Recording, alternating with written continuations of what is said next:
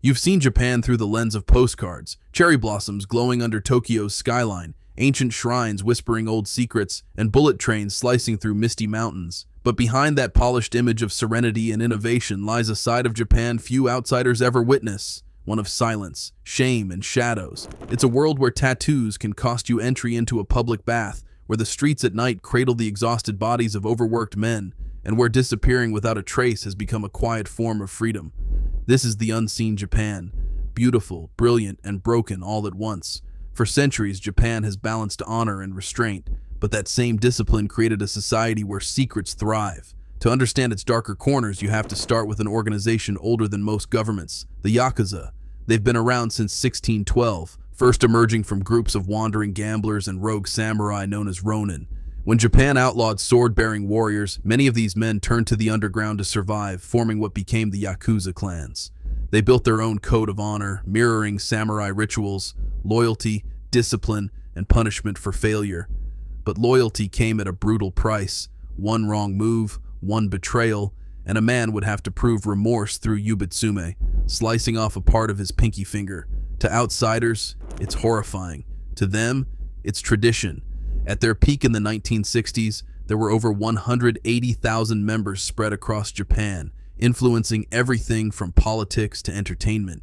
But by 2011, government crackdowns made it illegal for any business to interact with gang members. The once powerful syndicates were forced into hiding. Their tattoos, elaborate, beautiful, and symbolic, became the mark of exclusion. Today, if you have visible ink, you're barred from public pools, gyms, bathhouses, and even some hotels. Tattoos, once a badge of pride for the Yakuza, became a scar for everyone else.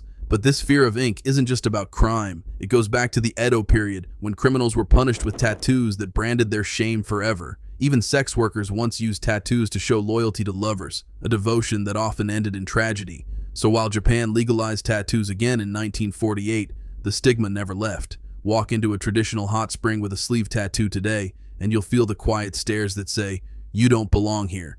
Now, let's shift from the underground to a different kind of invisible threat, one that poisoned the air, the sea, and public trust. In 2011, a 15-meter tsunami hit Fukushima, crippling nuclear reactors and releasing radioactive material into the atmosphere. 3 reactor cores melted, an event so severe it ranked as level 7, the highest on the international nuclear scale. Fast forward to 2023, the Japanese government announced it would release treated radioactive water from Fukushima into the Pacific Ocean. Officials and scientists claimed the tritium levels were safe, just 500 becquerels per liter, far below the 60,000 threshold. Even the United Nations gave a cautious green light, but the public wasn't convinced. China immediately banned all Japanese seafood. South Korea saw protests. Online, people argued that it's as radioactive as a banana, while others called it a dangerous cover-up.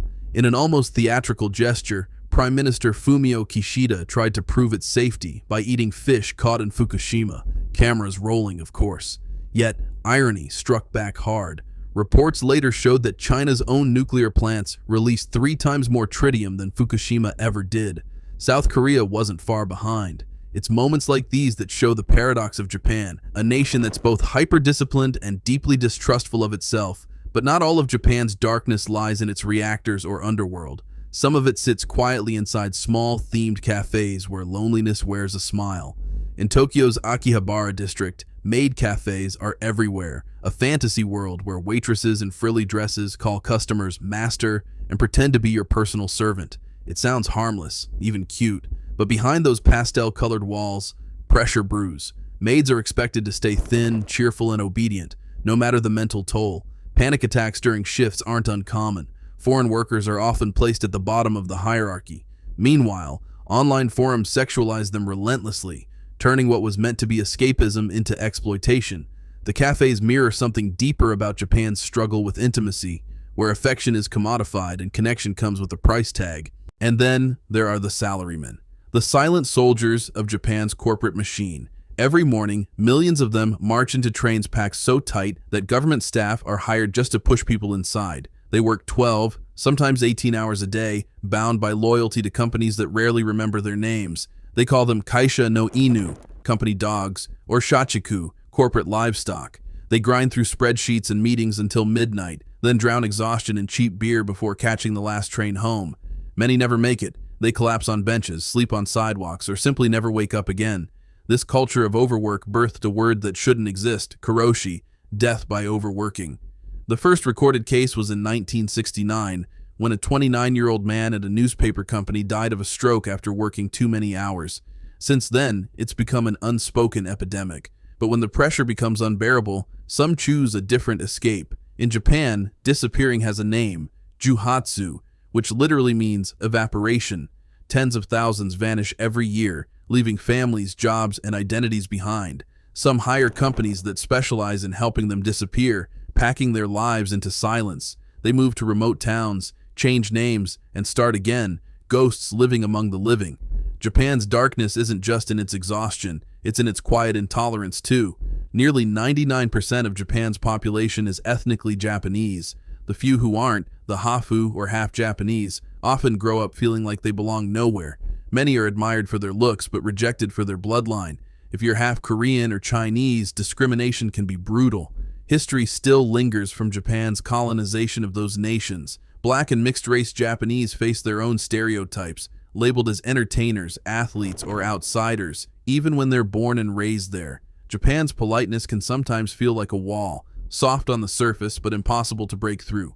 Even its obsession with privacy reveals a darker story. Ever notice that every smartphone sold in Japan makes a loud shutter sound when taking photos, and you can't turn it off? It's not a glitch, it's law. Between 2007 and 2016, voyeurism cases in Japan rose by 60%.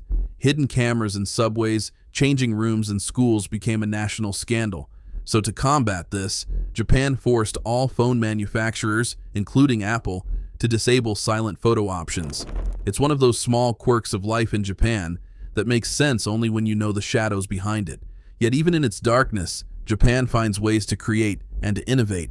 The same culture that hides emotion in public also invents cooling sprays for the summer that freeze your skin like ice, jackets with built-in fans, and overtime work stickers people wear to signal they're still on the clock. It's a nation where fruit can cost more than rent. Square watermelons and jewel strawberries that sell for thousands of dollars, often gifted as a symbol of respect. It's both absurd and admirable. This country that refuses to stop creating, even as it quietly collapses from the inside. Japan is breathtaking, a place where perfection is pursued with religious devotion. But that same pursuit has a cost. Beneath the politeness and order lies a pressure so immense that it bends people until they break. Tattoos are banned because they remind people of shame.